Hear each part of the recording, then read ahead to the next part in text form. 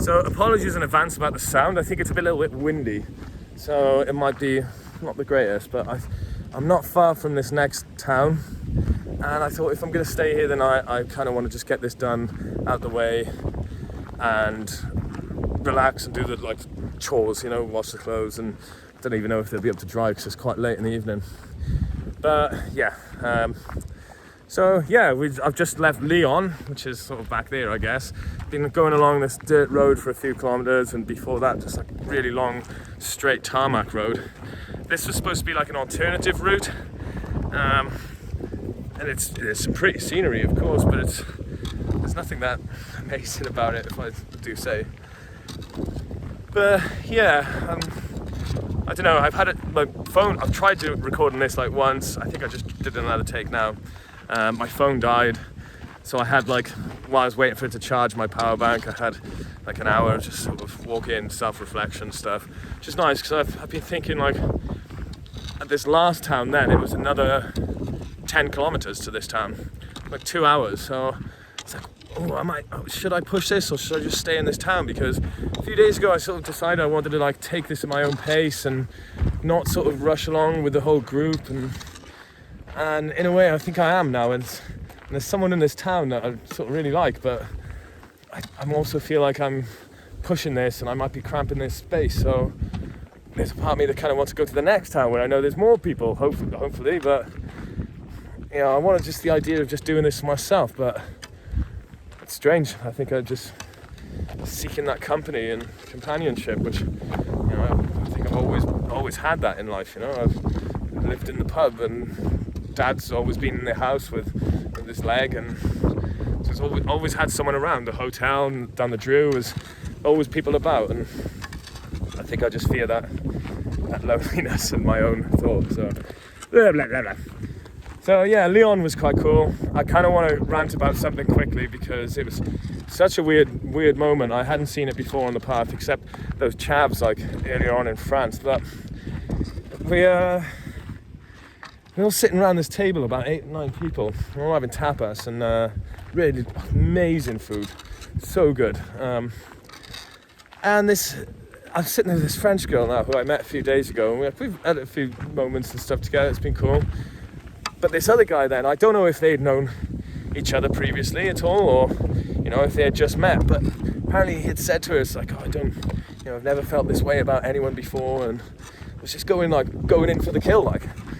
And so, like, yeah, fair enough, crack on, mate, you know, you do what you do, and if you're gonna, like, be that bold and expressive, like, hats off to you. But he, the way everything was sit down, like, there was a guy in between, but I asked him, he was eating, I asked him, do you mind if I smoke? And eventually he was like, yeah, actually, because the wind's sort of in my face. So I swapped with him, and then I was sitting next to her, and like, yeah, we're having a really nice night, having a laugh. But there was that guy who swapped, and then this guy who likes her sitting sort of a chair over, and you could just feel this tension just building up, and he's just being a bit odd with things, the way he was just reacting. I think someone said that afterwards, he's got like a nervous twitch, but he looked like he was just on speed. So I was a little bit worried, what's going on here? And the bill comes out, and it's quite expensive. And I did mention, I was like, I don't want to be buying this guy's drinks, like, because he's just ordering straight off, and I've been going up to the bar, and there's a few other people going up to the bar. You know, everyone might have, that's the thing, some people can splash money about, like, and I just can't do that. And I was just like, oh, je suis pèlerin, I am a pilgrim, like, you know, I don't want to buy some other fucking, language, I don't want to buy some other guy's booze, like. Anyway, he starts, like, the bill comes out, and he's just like, I put 50 in, and give me 20. Just like starts getting quite nuts. And the guy sitting next to me just sort of turns to him and just like, hey man, just like calm down. It's like, what do you mean calm down? The guy's like, you seem quite angry. And he just goes, angry? Angry? You'd know if I was angry. You wouldn't like me if I was angry. And I just leaned over and I just go, did you just quote the Incredible Hulk? And he just exploded, like, oh my God, he's like stood up, his chair flew behind him, he's like, you got a problem, mate? And like, because there was obviously this tension with this girl, like that was all it was. He's like, you got a problem? And he's like punching into his hand. And I'm just sitting there like smoking my cigarette, like, okay, like this is nuts. First pilgrim I've seen, like, you know, and that's why I sort of want to say to him, it's like, what are you doing on this trip? Like, what, do you just want to go around beating up people? Like, is that your deal? So, yeah, that was, you know, he sort of stormed off, and like, I did sort of apologise, but he like to sort of burst in the bubble, but you could see this was just building up anyway, so it's just very strange. And I hope it didn't upset this girl now, because yeah, it's just awkward. It's awkward and uncomfortable. And now in my head, you know, hindsight, it's like I see him this morning. Actually, we're sitting around in Lyon, and he comes up and he's like, "Hey man, sorry about last night." Italian guy, like, seems nice enough, like, but no, it's nothing against Italians at all, mate, but it's just he was just a knob. I'm gonna sit down a sec. The town's not far. And he comes up, I shake his hand, sorry about last night. It's like, yeah, whatever. I was a bit short, I just couldn't really be asked to speak to him. But in my head, after it happened, and sort of all day today, I've just been thinking, like, in hindsight, of what I would say if I see him again. And like, the worst bit of it is, the worst one is like, hey mate, you speak to me like that again, I'm gonna cut out your tongue, which is so dark, and like, why am I thinking this? But I just love how dark it is. But also I've got this like massive stick now, and so I like the idea. It's like, you do something like that again, I'm gonna shove this stick up your ass and turn you into a scarecrow, which I think is just brilliant. Like, it's got a bit of humour and like a bit of a threat, but that's not me now. I want to be as like, also the side of it is, if I did anything stupid, like fight, you know, like that's me like deported. And well, I don't know, I feel like I'm gonna get in trouble bigger than he would. I just feel that. So yeah, that was Lyon. The food was amazing. This hostel I stayed in, one of the guys, Albert, a Spanish guy we've been walking with, so funny. He cracks me up. He's saying about tortillas and how, like, in Spain the best tortillas are like runny in the middle, but you can't sell them because it's like uncooked food. So me and him, like, oh, you know, the illegal tortilla, you know, the black market, it's down a side alley tortillas. And he's been planning to like he wanted to find somewhere with a kitchen. He's been like saying that he was going to make and do some cooking one night. And it just hasn't happened. Daniel, the German guy we're walking with, he bought some rice, like a kilo bag of rice. And it's just been in his bag for about a week or so now, and like the idea is he's going to get to Finisterre and just like scatter all the rice with his shell. He just hates his shell because it's like making all these noises on his bag. So but it was a gift, so he feels like if he throws away the shell, he's just going to get bad karma. But yeah, so that's Albert left, but he booked 2 nights in Lyon in a hostel, and he decided to go early just to sort of get his stuff together before he's working on Monday.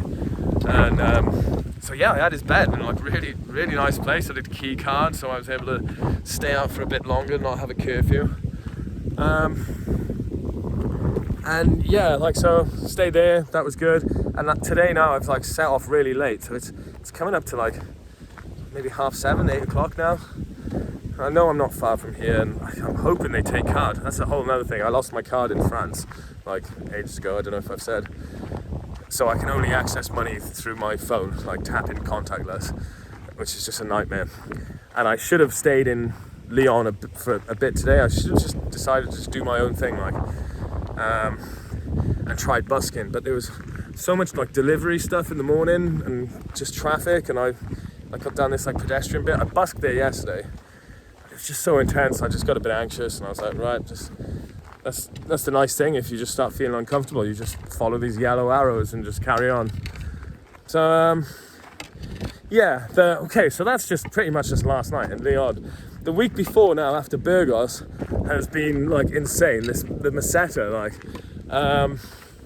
and I think a lot of people were like fearing it. But you know, saying about this guy Vishal, he's done this before, and he says it's really beautiful, you know. And some of the places we stayed were amazing, and like, yeah, had this like sort of sing along with all these nuns. That was like really sweet. I was like, ended up singing Swing Low, Sweet Chariot, being like led by a German choir instructor.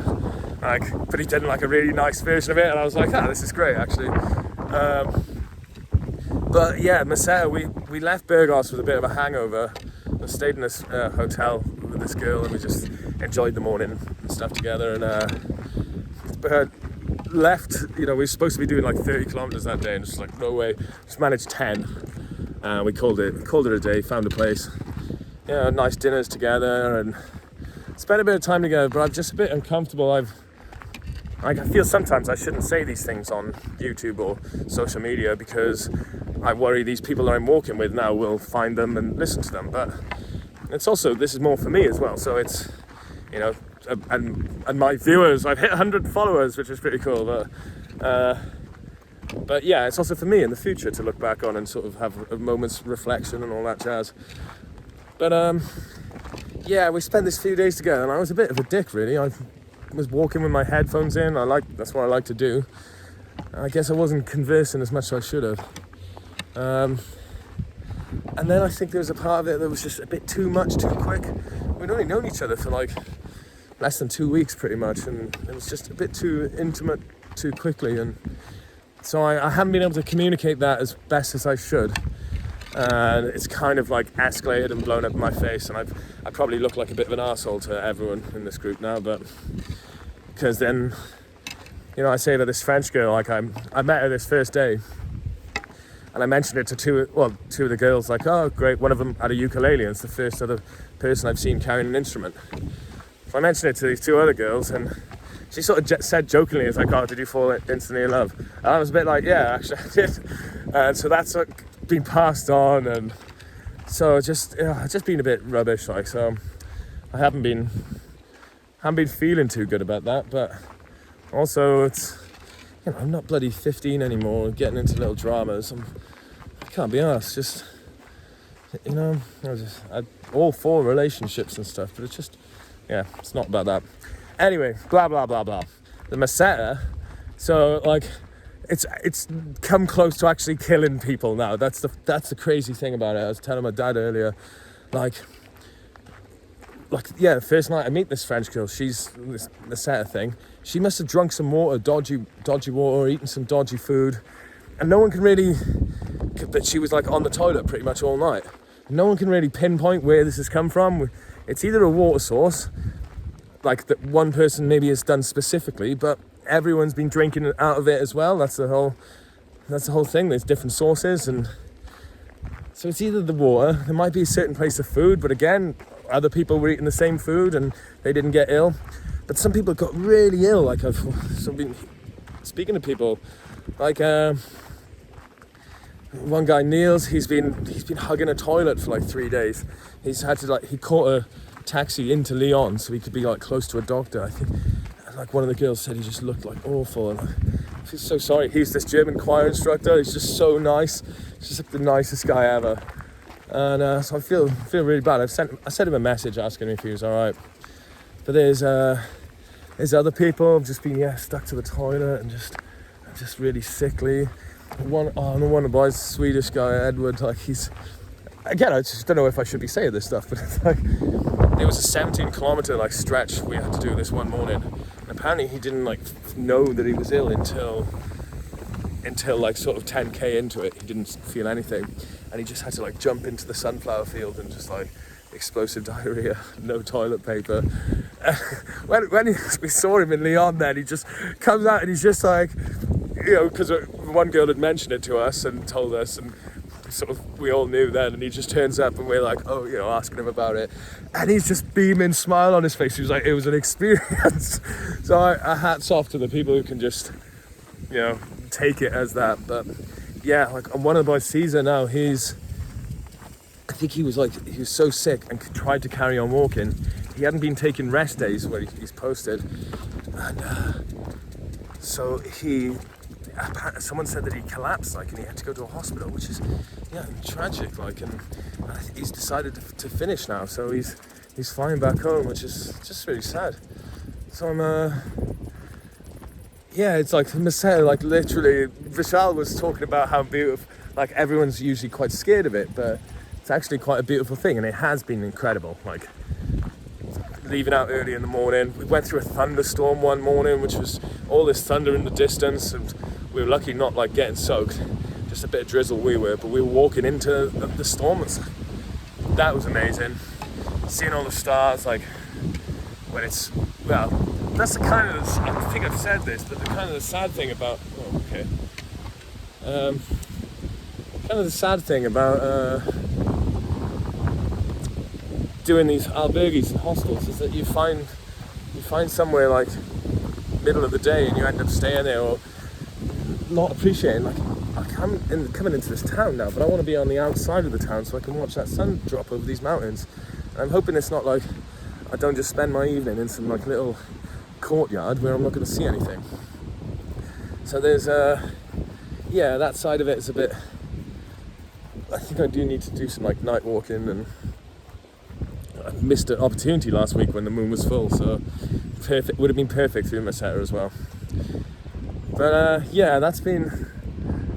that was an interesting few days, and some heavy stretches in between these areas, you know, like they sort of say make sure you're stocked up on water, and but yeah, a good week. I enjoyed my birthday, loads of nice messages from everyone back home and Facebook, and so it's been cool. My plan now is just to be 30 something. So I'm 31, but for the next 10 years I'm just going to be 30 something and just forget about time for a while. And yeah, talking to someone about the PCT as well, so that's just becoming more of a thing that I feel could be accomplished. So yeah, I'm sort of getting into this town now.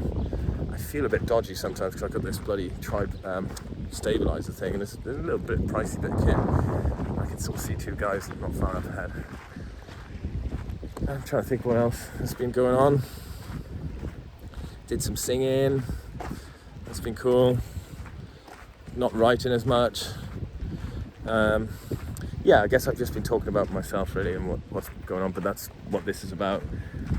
The area's been great. Again, this Meseta was just beautiful. The people I've met have been super. It's been really, really something. Also, I'm getting to this place now, and I feel like I'm just cramping a style a bit. So I don't know what I'm doing. I should start thinking about myself more in these from now on. Yeah, it's not far to go though. Well, I'm at this halfway mark, but then I saw a mark earlier, 300 kilometers, which, only, you do 30 kilometers a day, and that's only 10 days. So I could stretch this out. Again, I'm sort of walking with a group, which I do enjoy the company of. So I figured it out. And I was speaking to people who've done this before, and they sort of know that they shouldn't compare to previous trips, and each one's going to be different. And I think I could definitely come back and do this again. There we go. Yeah, I could come back and do this again. The Camino France is actually quite nice. There's also the Camino Norte, which Daniel's actually in touch with someone who's up doing that, and he said then apparently a place got not sold out, but there was no beds left. But I feel if you have like a tent, you can just push on and wild camp more easily along that coast. I'm sure there's many open spaces, sort of not commercialized spaces, I'm sure. Who knows? Anyway, let's wrap that up. Getting 19 up now. We'll maybe try 19 minutes and a half. Let's do that. So yeah, thanks everyone. Sweet, all that like and subscribe stuff. Or do I have to say all that all the time? Maybe I should just record a little 10-second intro. Like and subscribe, blah blah blah. Yeah, I realise I can probably put a bit more work into this YouTube thing. Who knows? It's not what I'm thinking of right now. I've got other things. But happy days. Hope the sound hasn't been too bad. But sweet. See you soon. Bye.